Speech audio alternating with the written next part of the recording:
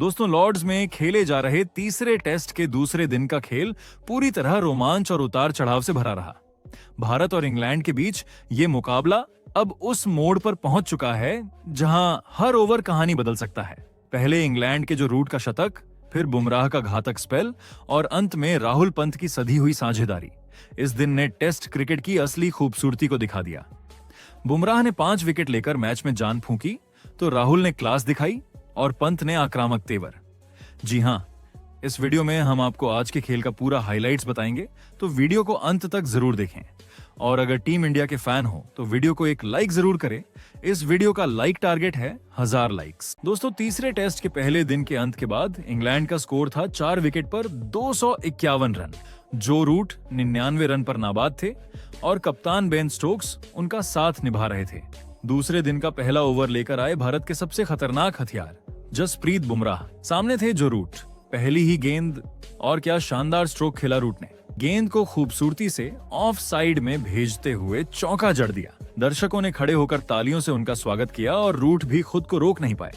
हवा में छलांग लगाई, हेलमेट पर लगे इंग्लिश बेज को चूमा और खुशी से मुस्कुराए। ये उनका 37वां टेस्ट शतक था और इस शतक के साथ उन्होंने राहुल द्रविड़ और स्टीव स्मिथ जैसे दिग्गजों को भी पीछे छोड़ दिया। लेकिन कहानी यहीं खत्म नहीं होती दोस्तों। अगला ओवर सिराज ने डाला और उसमें सिर्फ एक रन ही आया। फिर बारी थी दिन के तीसरे ओवर की। बुमराह के खिलाफ बेन स्टोक्स, 2 अनुभवी योद्धा आमने सामने, और फिर बुमराह ने चलाया अपना जादू। बुमराह ने स्टोक्स को एक जबरदस्त गेंद डालकर क्लीन बोल्ड कर दिया। क्या गेंद थी! ऑफ स्टंप के बाहर गुड लेंथ पर गेंद अंदर की ओर आई और सीधे स्टंप्स को उड़ा दिया। स्टोक्स एकदम जड़ हो गए, समझ ही नहीं पाए कि गेंद कहां से निकली और कहां चली गई। स्टंप्स हवा में बिखर गए और इंग्लैंड का कप्तान 44 रन बनाकर पवेलियन लौट गया। बुमराह ने कल हैरी ब्रूक को इसी तरह आउट किया था और आज स्टोक्स की बारी थी। ये था टेस्ट क्रिकेट का असली रोमांच। अब बल्लेबाजी के लिए आए युवा बल्लेबाज जेमी स्मिथ। सिराज ने उन्हें अपने अगले ओवर में एक बड़ा जाल बिछाकर फंसाने की कोशिश की। बैक ऑफ लेंथ गेंद बाहर जाती हुई स्मिथ ने कट करने की कोशिश की, लेकिन गेंद उनके बल्ले का किनारा लेकर दूसरी स्लिप पर गई। राहुल ने छलांग तो लगाई, दोनों हाथों से पकड़ने की कोशिश भी की, लेकिन गेंद उंगलियों से टकराकर छूट गई। सिराज स्तब्ध रह गए, उनके चेहरे पर निराशा साफ झलक रही थी। ये मौका बहुत भारी पड़ सकता था, लेकिन भारत के पास था बुमराह का ब्रह्मास्त्र और उन्होंने फिर किया कमाल। अपने अगले ओवर में बुमराह फिर लौटे और इस बार शिकार थे जो रूट, जो अभी अभी शतक पूरा कर लौटे थे। गेंद गुड लेंथ से थोड़ी फुलर, रूट ने आगे बढ़कर डिफेंस करने की कोशिश की, लेकिन गेंद अंदर की ओर हल्की मूवमेंट के साथ अंदर घुसी, अंदरूनी किनारा लिया और सीधे मिडिल स्टंप को उड़ा दिया। ये था बुमराह की क्लास। 11वीं बार उन्होंने रूट को टेस्ट में आउट किया है। रूट सिर झुकाए वापस लौटे, लेकिन दर्शकों ने फिर भी उनके शानदार शतक की सराहना की। जो रूट ने इंग्लैंड के लिए 104 रन की शतकीय पारी खेली। अब नया बल्लेबाज थे क्रिस वॉक्स। बुमराह ने गेंद डाली और वॉक्स बीट हो गए और कैच आउट की जोरदार अपील हुई, लेकिन अंपायर ने नॉट आउट दिया। लेकिन भारत ने तुरंत रिव्यू लिया, अल्ट्राइज पर साफ स्पाइक दिखा और फैसला पलट गया। वॉक्स 0 पर आउट हो गए। ये था तीसरा विकेट महज कुछ ही गेंदों में। इस विकेट के बाद इंग्लैंड का स्कोर था 7 विकेट पर 271 रन। अब क्रीज पर थे जेमी स्मिथ, जिनका एक कैच छूटा था, और उनके साथ आए ब्राइडन कार्स। इन दोनों ने मिलकर इंग्लैंड की पारी को संभालने की कोशिश की। इन दोनों ने मिलकर जो साझेदारी की, उसने मैदान पर मौजूद हर भारतीय फैन को चुप कर दिया। शुरुआत में दोनों ने संभल कर खेला, लेकिन जल्द ही उन्होंने अपनी मंशा साफ कर दी। ये साझेदारी सिर्फ टिकने के लिए नहीं, रन बनाने के लिए है। स्मिथ ने बेहद आक्रामक तेवर दिखाए, बाउंड्री लगाई, शानदार ड्राइव्स खेले और भारतीय गेंदबाजों की लाइन लेंथ बिगाड़ दी। उन्होंने तेजी से रन बटोरे और ब्राइडन कार्स ने उनका बखूबी साथ निभाया। कार्स भले थोड़े असहज दिखे हों, लेकिन उन्होंने भी 2-3 बेहद खूबसूरत स्ट्रोक्स खेले, जिनमें से एक कवर ड्राइव तो देखने लायक था। देखते ही देखते दोनों ने 50 रनों की साझेदारी पूरी कर ली, और वो भी सिर्फ 70 गेंदों में। जैसे जैसे गेंद पुरानी होती गई, भारतीय गेंदबाजों की पकड़ ढीली पड़ती गई।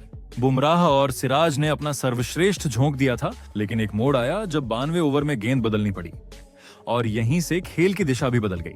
90.3 ओवर के बाद जब अंपायरों ने गेंद बदली तो भारत को एक नई गेंद दी गई, लेकिन भारतीय खेमे को यह बिल्कुल पसंद नहीं आई। खिलाड़ियों के चेहरे पर नाराजगी साफ झलक रही थी। बुमराह भी गेंद को लेकर संतुष्ट नहीं दिखे। गेंदबाजी में वो धार नहीं रही, फील्डिंग में वो चपलता नहीं रही, और इसका फायदा उठाया स्मिथ और कार्स ने। स्मिथ अब पूरी तरह लये में थे।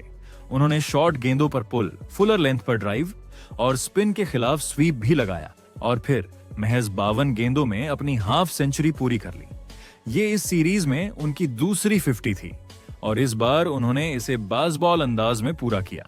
उधर कार्स भी डटे हुए थे, रन कम जरूर बना रहे थे, लेकिन गेंदें रोक रहे थे और साझेदारी को लंबा खींच रहे थे। भारत के लिए अब ये साझेदारी गले की हड्डी बन चुकी थी, न निगली जा रही थी न उगली। इसी बीच इंग्लैंड का टीम स्कोर 350 रनों को पार कर गया। सुबह जब स्कोर 4 विकेट पर 251 रन था और कुछ ही ओवरों में स्कोर 271 रनों पर 7 विकेट हो गया था, तब किसी ने नहीं सोचा था कि लंच तक इंग्लैंड फिर से मजबूत स्थिति में पहुंच जाएगा। लेकिन स्मिथ और कार्स ने कर दिखाया। लंच ब्रेक तक इंग्लैंड का स्कोर था 7 विकेट पर 353। स्मिथ 51 रन बनाकर नाबाद थे और कार्स 33 पर। दोनों के बीच 82 रनों की साझेदारी हो चुकी थी, और सबसे अहम बात, ये साझेदारी भारत पर मानसिक दबाव बना चुकी थी। अगर आंकड़ों की बात करें तो ये सेशन भारत का था। 3 बड़े विकेट गिरे, रूट, स्टोक्स और वॉक्स का, लेकिन जो मोमेंटम सुबह के पहले घंटे में भारत के पास था, वो धीरे धीरे फिसलता चला गया। दूसरे सेशन की शुरुआत होते ही गेंद मोहम्मद सिराज के हाथों में थी, और सामने थे जिमी स्मिथ, जो पहले सत्र में बेहद आक्रामक अंदाज में खेलते हुए 51 रन बना चुके थे। लेकिन इस बार सिराज ने उन्हें कोई मौका नहीं दिया। ये वही स्मिथ थे जिन्हें सुबह सिर्फ 5 रन पर केएल राहुल ने स्लिप में छोड़ दिया था, लेकिन सिराज ने अंत में उन्हें धर दबोचा।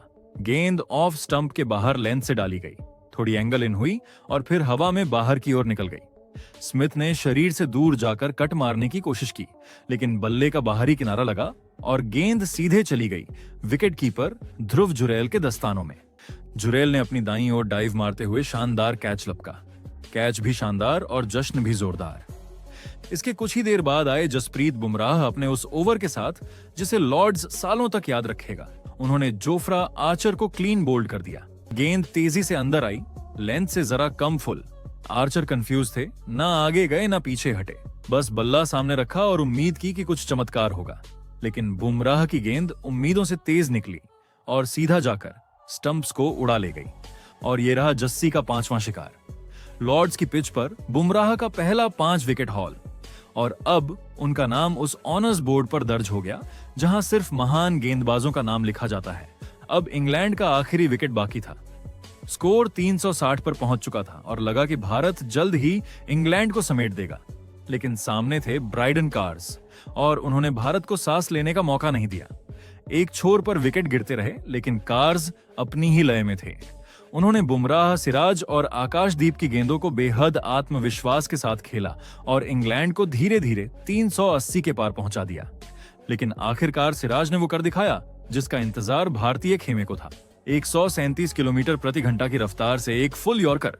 कार्स ने काफी आगे जाकर फ्लिक करने की कोशिश की, लेकिन गेंद उनके बल्ले से कोसों दूर थी। गेंद सीधे जाकर मिडिल और ऑफ स्टंप की जड़ में लगी और बेल्स उखड़ गईं। कार्स आउट 56 रन बनाकर आउट हुए और इंग्लैंड की टीम 387 रनों पर ऑल आउट हो गई। टीम इंडिया के लिए बुमराह ने सबसे ज्यादा 5 विकेट झटके, तो सिराज और नीतीश रेड्डी ने भी 2-2 विकेट झटके। वही जडेजा के खाते में भी 1 विकेट था। इसके बाद इंग्लैंड के 387 रनों के जवाब में जब टीम इंडिया बल्लेबाजी के लिए उतरी, तो सबकी निगाहें एक बार फिर युवा यशस्वी जायसवाल और अनुभवी केएल राहुल पर थीं। लॉर्ड्स की पिच अब थोड़ा सूख चुकी थी और हल्का उछाल भी नजर आ रहा था। ऐसे में एक ठोस शुरुआत बेहद जरूरी थी। इंग्लैंड की ओर से पहला ओवर लेकर आए क्रिस वॉक्स। सामने थे यशस्वी जायसवाल और उन्होंने टेस्ट क्रिकेट के क्लासिक जवाब में अपनी पहली ही गेंद पर चौका ठोक दिया। वॉक्स की शॉर्ट एंड वाइड गेंद को जायसवाल ने बड़ी आसानी से कट करते हुए पॉइंट के ऊपर से बाउंड्री पार पहुंचा दिया। दर्शकों के बीच हलचल शुरू हो गई। युवा बल्लेबाज आत्मविश्वास से भरा नजर आ रहा था। फिर वॉक्स की तीसरी और चौथी गेंद पर भी जायसवाल ने अपना दम दिखाया। पहले एक शानदार स्ट्रेट ड्राइव और फिर स्क्वायर कट, 2 और चौके। केवल 1 ओवर में 3 चौके। भारत की शुरुआत विस्फोटक थी और लग रहा था कि यशस्वी आज कुछ बड़ा करने के मूड में है। लेकिन जैसे ही दूसरा ओवर लेकर आए जोफ्रा आर्चर, खेल की दिशा अचानक बदल गई। टेस्ट क्रिकेट में 4 साल बाद लौटे आर्चर ने आते ही बता दिया कि वो यहाँ सिर्फ वापसी करने नहीं, आग लगाने आए हैं। 145 किलोमीटर प्रति घंटे की रफ्तार से एक शॉर्ट ऑफ लेंथ गेंद डाली। जो ऑफ स्टंप के आसपास सीम करती हुई हल्का मूव हुई। जायसवाल ने लेग साइड में खेलने की कोशिश की, लेकिन गेंद बल्ले के किनारे से निकलकर सीधा दूसरे स्लिप में खड़े हैरी ब्रूक के हाथों में चली गई। पूरा इंग्लैंड जश्न में डूब गया। बशीर ने आर्चर को कसकर गले लगा लिया और पूरी टीम ने उन्हें घेर लिया। जायसवाल सिर्फ 13 रन बनाकर पवेलियन लौटे, लेकिन उनकी 8 गेंदों में 3 चौकों वाली पारी ने बता दिया कि वो फॉर्म में है। भारत का स्कोर था 13 रन पर 1 विकेट। अब बल्लेबाजी के लिए आए करुण नायर। सामने थे इंग्लैंड के घातक गेंदबाज, लेकिन केएल राहुल और करुण नायर दोनों ने शानदार संयम दिखाया। राहुल अपनी क्लासिकल बल्लेबाजी में लय में थे, खराब गेंदों पर ड्राइव करते और अच्छी गेंदों को सम्मान देते। वही करुण भी शुरू में थोड़ा सधी हुई बल्लेबाजी करते रहे, लेकिन धीरे धीरे लय में आते दिखे। दोनों बल्लेबाजों ने एक दूसरे का साथ निभाया और इंग्लैंड के गेंदबाजों को कोई और सफलता नहीं दी। इस तरह टी ब्रेक तक टीम इंडिया का स्कोर था 44 रन पर 1 विकेट। तीसरे और आखिरी सत्र की शुरुआत हुई तो टीम इंडिया के पास क्रीज पर 2 अनुभवी बल्लेबाज थे, केएल राहुल और करुण नायर। इन दोनों ने शानदार संयम और समझदारी के साथ भारतीय पारी को संभाल रखा था। अब तीसरे सत्र में उम्मीद थी कि भारत इस साझेदारी को और मजबूत कर एक मजबूत नींव रखेगा। राहुल अपने पुराने अंदाज में बल्लेबाजी कर रहे थे, तकनीकी रूप से सधे हुए, हर गेंद की सही परख और गलती की कोई गुंजाइश नहीं छोड़ रहे थे। दूसरी ओर करुण नायर आज कुछ अलग ही मूड में दिख रहे थे। शुरुआत में उन्होंने सावधानी से खेला, लेकिन जैसे जैसे पिच का मिजाज समझ में आया, उन्होंने कुछ बेहद शानदार स्ट्रोक लगाए। ड्राइव, कट और लेट ग्लांस सब कुछ देखने को मिला और देखते ही देखते दोनों बल्लेबाजों ने 50 रन की साझेदारी पूरी कर ली। ड्रेसिंग रूम में बैठे खिलाड़ी तालियों से उनका हौसला बढ़ा रहे थे और मैदान में मौजूद दर्शकों ने भी तालियों के साथ इस साझेदारी का स्वागत किया। खासतौर पर करुण नायर आज लय में दिख रहे थे। लंबे वक्त बाद टेस्ट टीम में वापसी करने वाले इस खिलाड़ी के लिए ये पारी आत्मविश्वास और धैर्य की परीक्षा थी और उन्होंने शानदार जवाब दिया। हर एक गेंद पर नजर, गेंदबाजों की लाइन लेंथ को बारीकी से पढ़ते हुए करुण रन बनाते गए। लेकिन तभी खेल में एक मोड़ आया, और वो भी ऐसे अंदाज में जिसकी किसी ने कल्पना नहीं की थी। अचानक गेंदबाजी करने आए बेन स्टोक्स और उन्होंने आते ही बाजी पलट दी। गेंद ऑफ स्टंप के आसपास लेंथ पर थी, थोड़ी अंदर आई और फिर सीधी हो गई। करुण नायर बैकफुट पर चले गए। गेंद बल्ले के ऊपरी हिस्से से लगकर स्लिप की दिशा में चली गई। अब गेंद जेमी स्मिथ और स्लिप में खड़े जो रूट के बीच जा रही थी, लेकिन रूट ने नीचे झुककर अपने उल्टे हाथ से कैच पकड़ लिया। पूरा लॉर्ड्स तालियों से गूंज उठा। ये कैच केवल 1 विकेट नहीं था, ये था एक बयान कि इंग्लैंड वापसी कर चुका है। थर्ड अंपायर ने रिप्ले देखा, जूम किया, स्लो मोशन में उंगलियों के नीचे गेंद का क्लियर व्यू देखा और फिर बड़ी स्क्रीन पर आउट फ्लैश हुआ। इसी के साथ जो रूट ने राहुल द्रविड़ का रिकॉर्ड तोड़ते हुए अपना 211वां टेस्ट कैच लिया। टेस्ट क्रिकेट में उन्होंने अब सबसे ज्यादा कैच लिया है। करुण नायर 62 गेंदों में 40 रन बनाकर आउट हुए। 74 के स्कोर पर भारत का दूसरा विकेट गिरा।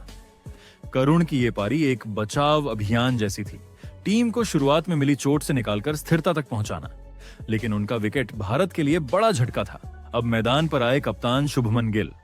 टीम दबाव में थी, लेकिन गिल के चेहरे पर कोई शिकन नहीं। वो जानते थे कि इस समय उन्हें एक लंबी और संयमित पारी की जरूरत है। गिल ने शुरुआत में कोई रिस्क नहीं लिया। इंग्लैंड की गेंदबाजी अब कसी हुई थी, वॉक्स और आर्चर लेंथ पर अडिग, जबकि स्टोक्स आत्मविश्वास से भर चुके थे। दूसरी ओर केएल राहुल अब एक एंड को मजबूती से थामे हुए थे। वो भी थोड़े धीमे हो चुके थे, पिछले 4-5 ओवरों से बाउंड्री नहीं निकली थी। लेकिन यही तो टेस्ट क्रिकेट की असली खूबसूरती है, कभी धैर्य की परीक्षा तो कभी एक झलक में रोमांच। गिल और राहुल ने मिलकर धीरे धीरे स्कोर को आगे बढ़ाया।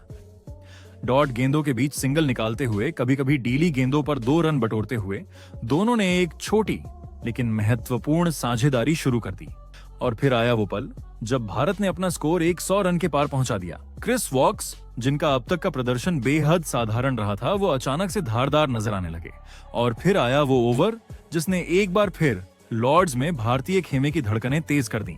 क्रिस वॉक्स ने अपना स्पेशल प्लान लागू किया। गिल के लिए विकेट कीपर को स्टंप्स के पास खड़ा किया गया, एक अनोखी रणनीति जिसे इंग्लैंड ने पिछले टेस्ट में भी अपनाया था। उद्देश्य था गिल को क्रीज में रोक कर रखना ताकि वह फ्री होकर न खेल सकें, और इस बार चाल काम कर गई। 130 किलोमीटर प्रति घंटा की रफ्तार से वॉक्स ने गेंद डाली, जो ऑफ स्टंप के बाहर हल्की सी सीम मूवमेंट के साथ आई। गिल ने आगे बढ़कर गेंद को ब्लॉक करने की कोशिश की, लेकिन गेंद ने बल्ले का बाहरी किनारा लिया और सीधे विकेट कीपर जेमी स्मिथ के दस्तानों में समा गई।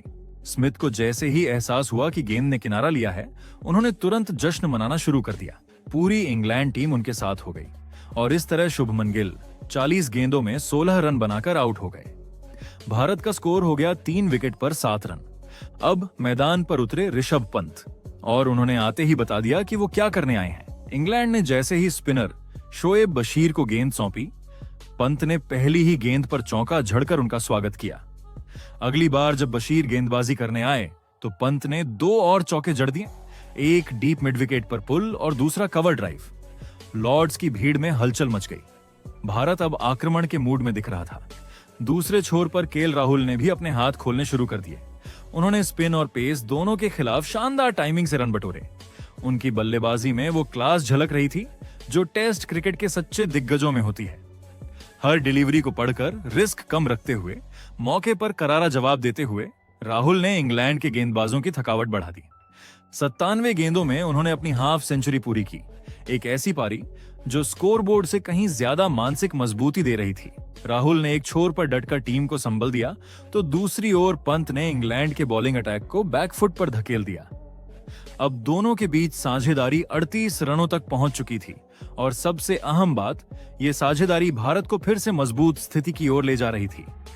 दिन का खेल खत्म होने तक भारत का स्कोर 145 रन पर 3 विकेट था। राहुल 53 रन पर नाबाद थे और पंत 19 रन बनाकर उनके साथ डटे हुए थे। तो दोस्तों, तीसरे टेस्ट का दूसरा दिन रहा उतार चढ़ाव भरा। जसप्रीत बुमराह की गेंदबाजी, राहुल की क्लासिकल बल्लेबाजी, पंत की आक्रामक वापसी और इंग्लैंड के जुझारू प्रयास, इन सब ने मिलकर टेस्ट क्रिकेट को एक बार फिर रोमांचक बना दिया। आप टीम इंडिया के आज के प्रदर्शन को 10 में से कितने नंबर दोगे? कमेंट जरूर करें।